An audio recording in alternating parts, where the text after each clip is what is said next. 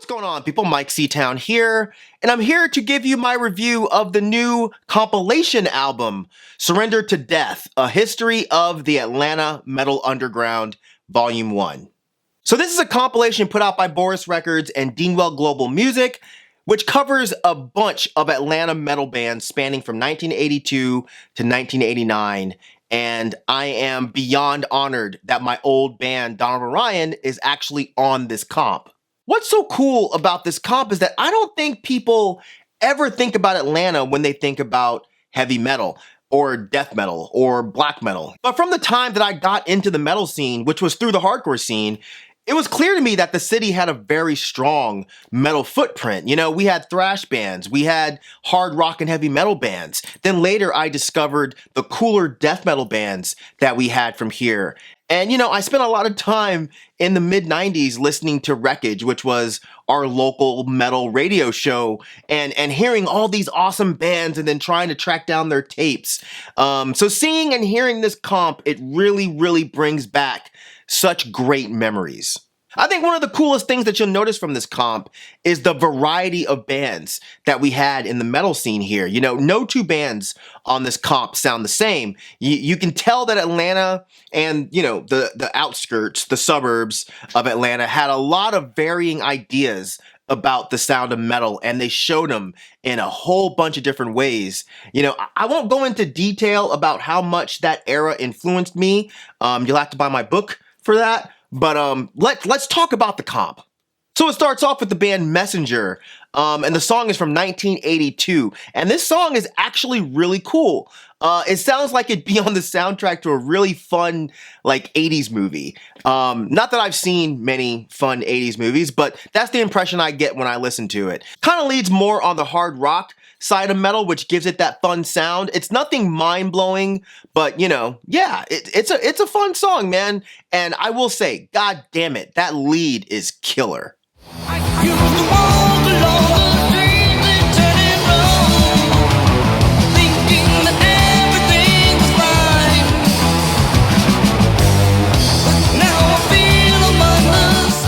Then you hear a band like Ghost Story from 1990, and this is when my attention actually really perked up. These guys, they're more on the crossover side, and they remind me of Violence a bit, and there's some great riffs on this one.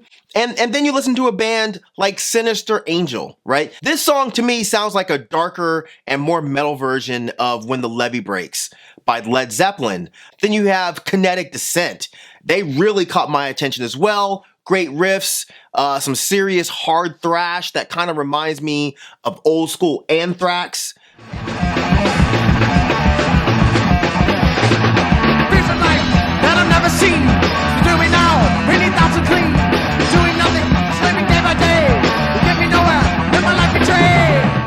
And who is from Atlanta and into metal that doesn't remember Hallows Eve?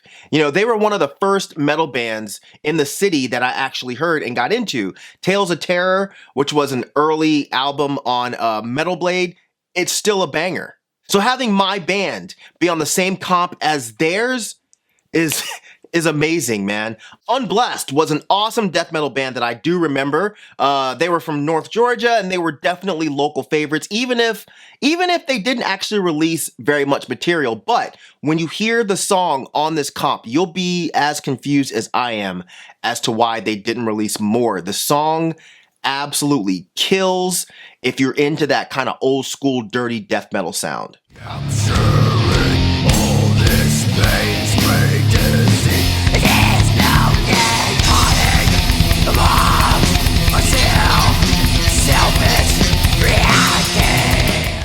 I also got to call out Lestragus Nosferatus, a band that I knew nothing about until recently, but they're actually pretty cool, man. Nasty blackened death metal that apparently has members of Hallows Eve. If you want to hear something that sounds like Carcass's Symphony of Sickness, but it was recorded in a basement in hell, then check out Rot. The song that's on here is absolutely incredible. It's this really odd recording that'll make you feel like your speakers are fucked up at first, but it's so awesome.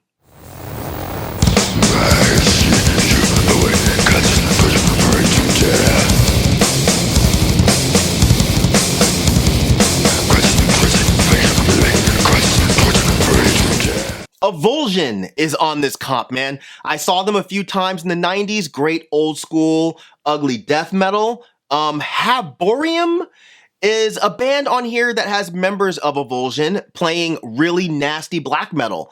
Amazing that this was done in 1995. And one, I had no knowledge of it until now.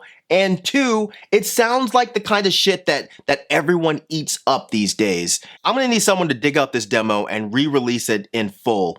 Pretty please. It's the song on here, fantastic.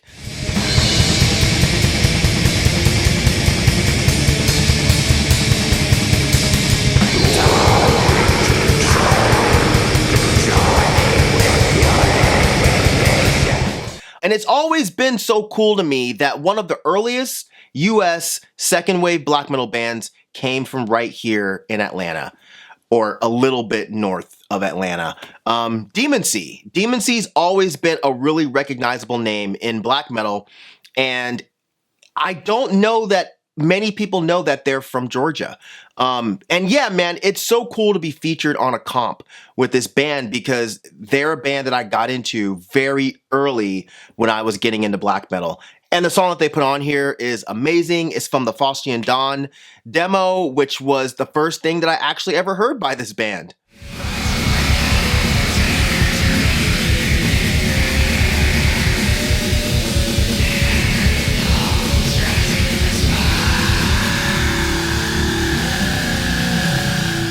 The band Precostomus is on here, a band that I only recently found out about through this awesome Atlanta Metal Demos box set that Boris Records also did.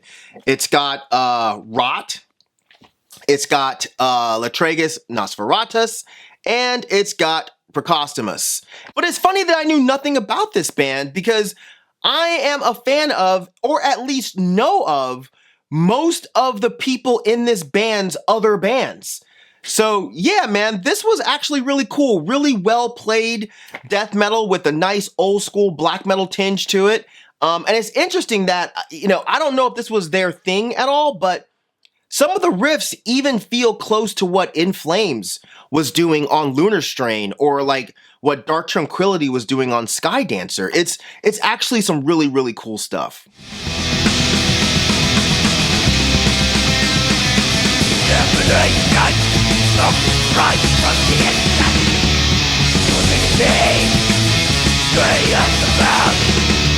Darkened Skies is on this comp. They were a sick black metal band with members of Demoncy, and I think one of the dudes actually played in Crimson Moon as well, but they only recorded one demo with a few songs, which I'd love to get a copy of one of these days. But the song that they included on here is super good, really, really atmospheric black metal that, like Haborium, is some shit that I could see coming out today and kids just flipping their shit over. The comp closed out with Bastion, which is the band that my boy Craig, who used to play bass in my old band, he joined after he left Dawn of Orion, and they were awesome tech death. And it's funny actually because Craig played bass, and then we had a guitar player named Sam. Both of them left to go start up amazing tech death bands.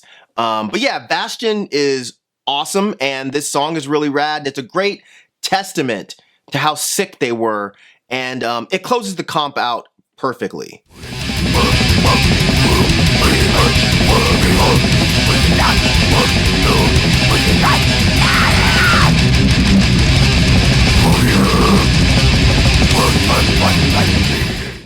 So I wasn't originally going to talk about my own band because, I don't know, it just feels kind of weird to talk about your own shit. But I don't know, I changed my mind. I figured I'm just being kind of silly. So yeah, the interesting thing about the song that they used on this comp is that I kind of just gave them carte blanche to just pick any of our songs. And I thought they were going to go with one of the newer songs that was on the later full length that we did, because those songs were more on the kind of heavy and fast, like melodeath side of things, but they actually went with one of our older songs that was actually on our demo. And yeah, the demo songs were way more on the death metal side of things as far as the riffs go. But the funny thing about the song Gates of Emptiness is that I always loved this song, but the rest of the band hated it. Pretty much after our very first show, we never played that song live again, which always bummed me out because it was actually my favorite song from the demo. I love the riffs that are in this song. But yeah, listening to this song within the span of this album, I'm actually really stoked that this is the one that they picked.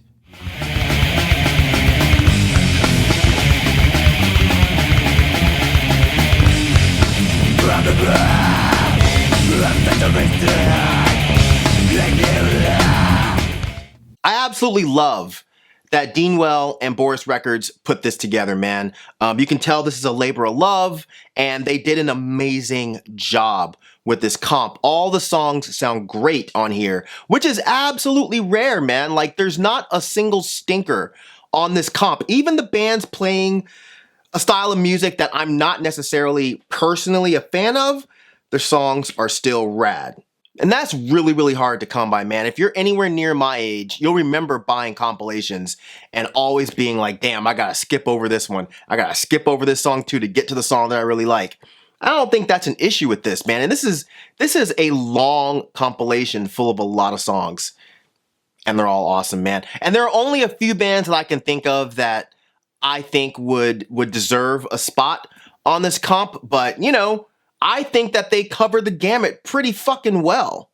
But this was released digitally and also released on a beautiful gatefold vinyl set that I'm actually not going to show you here. You'll have to venture over to my personal channel, subscribe to that, and I will be showing that in a future video. But yeah, man, I want to thank Deanwell and Boris Records for putting this together. I want to thank Ian for reaching out to me to include my old band on this comp, and I really want to thank Alan and Marty once again for letting me cover this on here. So make sure you go check out this comp, Surrender to Death, and bug them into doing a volume 2 because Atlanta has such a rich history in metal that I absolutely love the fact that we have people who care enough to cover it. So thank you for checking this out.